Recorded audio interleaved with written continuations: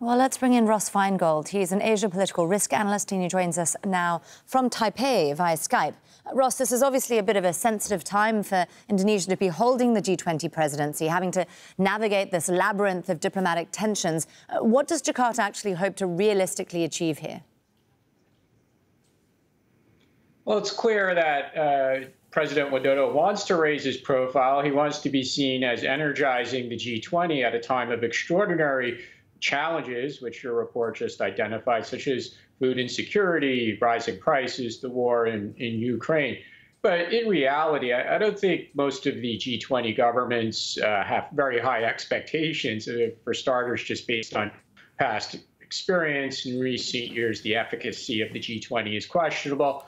And the reality is this is not a role that Indonesia has traditionally or historically held, whether it's in regional affairs or certainly in global affairs.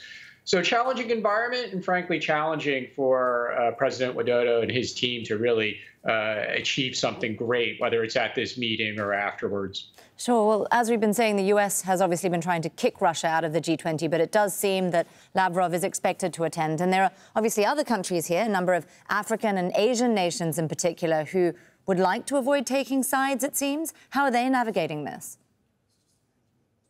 That's certainly correct. It's clear whether it's China or it's India, countries in other parts of the world, they don't want to take sides. They want to continue to trade with Russia, and they hope that normal business relations could not just continue now, but resume in the future. They don't want to be stuck in food wars, energy wars, sanction wars, and have to implement sanctions. Very difficult. Of course, they don't want to get on the bad side of the United States or Western European countries either.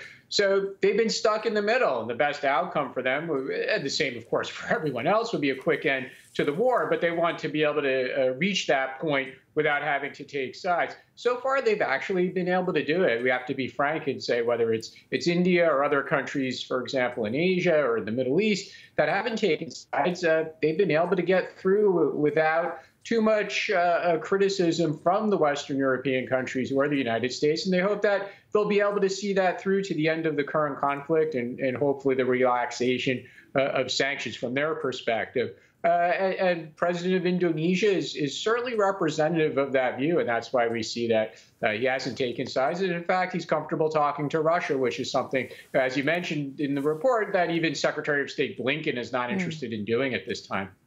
Ross Feingold there, an Asia political analyst speaking to us from Taipei. Great to get your thoughts, Ross. Thanks for joining us again on Al Jazeera.